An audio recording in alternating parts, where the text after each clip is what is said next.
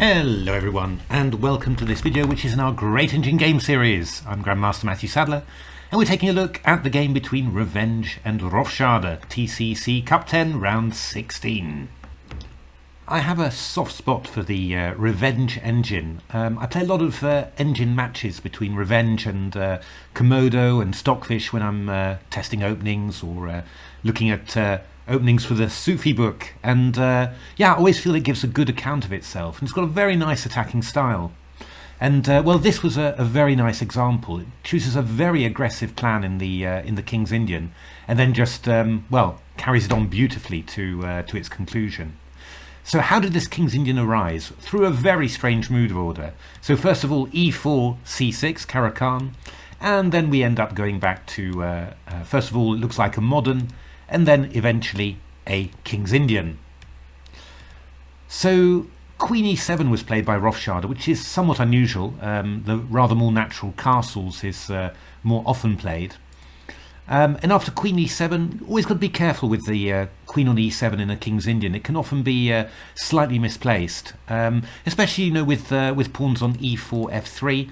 Well, I quite like the idea of having the possibility of bringing the Queen to b6. Just aiming at that d4 knight. Here, Revenge played bishop g5, h6, bishop h4, so pinning the knight to f6. Making use of the fact that, well, black's played the queen to e7, so yeah, you're probably not going to move the queen away afterwards in order to be able to move the knight. So this pin of the knight on f6 is sort of semi-permanent in these situations. And now castles. And well, I was playing engine matches between Quevisto 8.8 and Berserk, and well, in all of those games White was just going for a kingside castling plan, playing very solidly, and just going for a grind. I mean, Quevisto was much more successful than Berserk, it has to be said. For example, Queen d2, Rook e8, Bishop f2, a5 castles, really keeping stuff tight at the back, really. Knight bd7, knight c2, very typical idea. The knight withdraws from d4, stops a4 to a3 by covering a3, and the queen and the rook aim against the d6 pawn. So bishop f8, rook e1, knight c5, bishop g3, rook d8, bishop f1, knight h5, bishop f2, and yeah, I mean, you sort of reach this sort of position where White's got just a very pleasant position, but it's not easy to push things through. In the end, Quevisto won this game, and in general, Quevisto was scoring quite nicely against Berserk, making a lot of draws as black and then winning a number as white. Well, Revenge had a different idea. After castles, queen d2, knight bd7 was played by rofChade, bishop f2 was played, a5, and that didn't put Revenge off at all. It played castle queenside, which is really aggressive. So, well, I mean, just like putting the rook on d1 without castling queenside, we can have queen and rook aiming at the d6 pawn, but of course it also gives White the opportunity of launching a kingside pawn attack with g4, h4 and g5.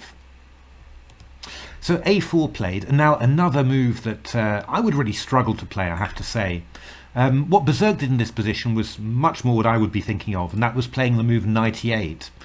Knight c2 rather, and the idea is that after knight e8, to protect the pawn on d6, Berserk was playing bishop d4, and this is pretty sensible, really. Black can play a move like a3 now and weaken the queenside dark squares, but without the dark squared bishop, this is much less dangerous. And White had a slight advantage in this position. King b1, rook g1, g3. Berserk kept it sort of tight at the back, but Quevisto managed to make a draw without too many problems. Pardon me. But Revenge's plan was very aggressive. a3 simply. Feels like a huge hole on b3 for a knight. But, if it can't be exploited, if it doesn't really combine with any other black pieces, then, well, it's just stopping the black counterplay there and leaving White free to go on the king side. So a3, knight c5, king b1, always better, I think, to get out of a potential fork there. Rook e8, and now h3. There's another thing I really liked about this game of Revenge is that it just takes ages, Petrosian style almost, to get its kingside pawn storm going.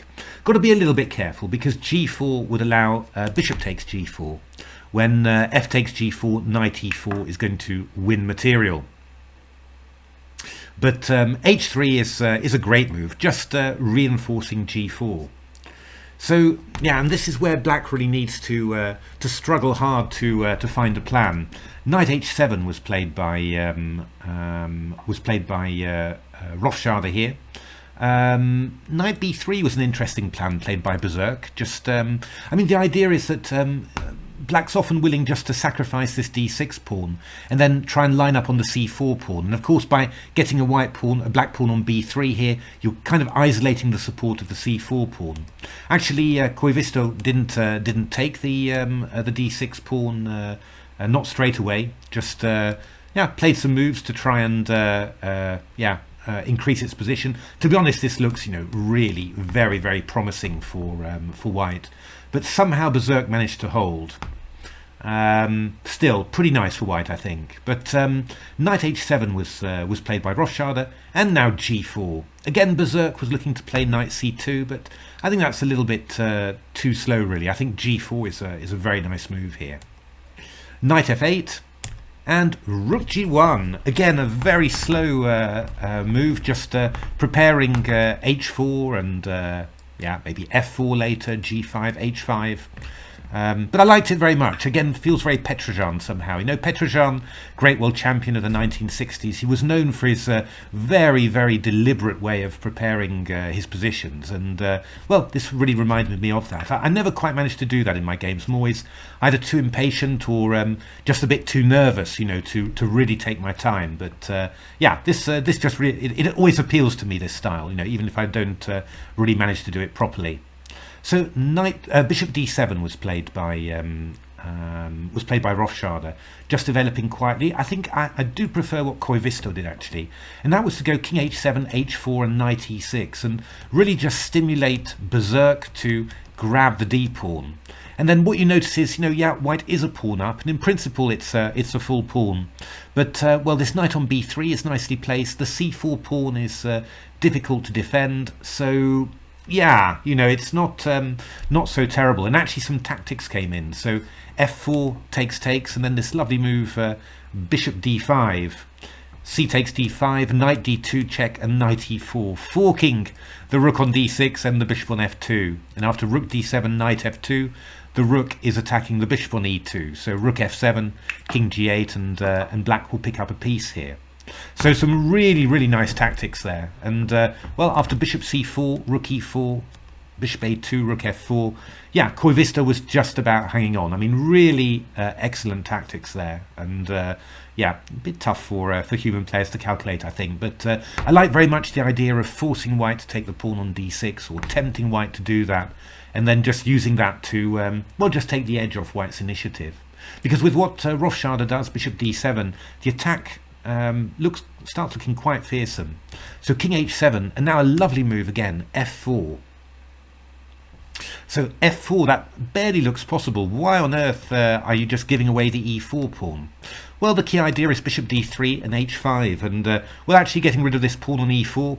Giving away pawns, often the quickest way to open files, most often, or diagonals, and well, here, with this diagonal open, h5 is really dangerous. I mean, g5 is coming in double quick time. And, well, Koivisto was scoring very heavily against Berserk in this position. Got a few games that looked like this, basically. Takes, and then f5. You know, real power play there. Also, Berserk beat Koivisto playing in exactly the same way. So, after f4, Rofschade avoided that, played knight fe6. And now, Revenge took the d6 pawn, but it had a very specific idea by doing it. Knight b3, rook d1. You see how nice it is that you know, these pawns have been activated. There's no knight d2 check trick, as we saw before. The rook on d1 is covering that. And yeah, I mean, white's just going to play f5 and completely squash the black position. Now bishop f8 was played, and that looks at first glance to be quite decent. Rook d3, we've got bishop c4, but yeah, Revenge had seen just much further and played this lovely move c5. Obvious when you see it, but yeah, easy not to think of when you're looking at the position from afar. So bishop takes d6, c takes d6, and Well, what have we got here? I mean, black's the exchange up, of course, for a pawn, but white's got the two bishops, massive kingside space advantage that can get even bigger. And, well, I mean, you know, the knight on b3 is quite nicely entrenched, supported by a pawn on a4. On the other hand, it even restricts the rook that has to defend it. If the rook moves away, then knight a4 into b6 or something like that will be very, very dangerous. The engines already think that this is just like completely winning. Yeah, I mean, it certainly does feel very good, you know, human point of view. I definitely give myself a clear advantage as white. Now, the key white idea as well is to play e5 and then knight e4. And then knight into f6. So rook f8 was played, you know, in order to get something like f6 if ever you go e5. So some very calm play now. Bishop b6, just tightening the screw really. You know, d7 is a possible idea here, and yeah, we're also restricting the black knight as well. Bishop d7, blocking d7, king c2, c5. So black is getting, you know, d4 for the knight. It's an outpost, it's true. The only problem is that it's supported by the pawn on c5, which is not remotely solid. And it also gives away the d5 square. So f6, stopping knight f6. King c3, just anticipating that knight d4. And now bishop c4. I mean, what I always love this, you know, that engines just, you know, give away one of its extra pawns without any fear or anything like that. White's now only the exchange up, of course, but, well, this c5 pawn is dropping, and then that means that the d4 knight will be completely, well, will have lost its lovely outpost. So rook d3, bishop d7, rook e3, keeping stuff nice and solid, and then now we go bishop takes c5, and the knight has to move back, and then we just move back to b6. Now, what are we threatening? Well, we've got ideas like f5, for example, e5, you know, very, very strong here. So rook c8, f5, rook c6 played. Hard really to give you know, much other advice really. After something like knight d8, yeah, knight c7 for example is really, really strong. And well, we're just going to keep on coming in with all of our pieces. You know, black's completely tied down here. So rofChade tried to give up some material to just to break open, you know, to sort of break the white attacking front. But after here, king b4, well, white's got two bishops. Black's got a pawn for the rook, but well, there wasn't really much fight left. f6, g6 under huge pressure here, and well, Revenge made short shrift of the black position. Knight takes b6, and now rofChade had to give up a rook for a knight. A really nice game, I thought. I mean, I was very, very surprised when I saw castle queenside. You know, it looks so risky, especially with you know, the pawn coming a4 to a3. But I think that is linked to the queen being on e7. You know, if the queen was on d8, it could come out to b6 to a5, create pressure on the queen side. But Revenge very astutely saw that with the queen on e7, well, you know, a black advance was lacking any sort of power. But a3 also caught me completely by surprise. You know, very, very concrete, seeing that you know, a knight on c5 is dangerous, but yeah, play king b1, and then the threat knight b3 doesn't do anything at all. I mean, I love this very slow build-up, h3, and then rook g1.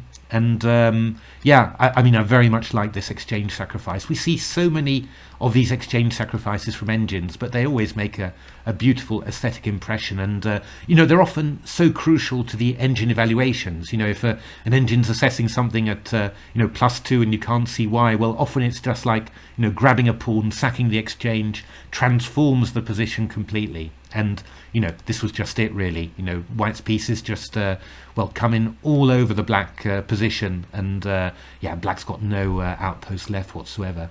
Can offer no resistance in the long run. Though, you know, of course, you know, the engines make it look easy to convert, but well, I certainly wouldn't make it as easy as they do. But there we are. Hope you enjoyed that game. Not one of the yeah, one of the big names, Revenge, but a really, really strong engine. And yeah, looking forward to see what it does in the Swiss as well. Yeah, if you enjoyed the video, why not give a like, subscribe to the channel, take a look at my new book, The Silicon Road to Chess Improvement. And then otherwise, you know, thanks very much for watching, and I really hope to see you at the next video. Thanks for watching.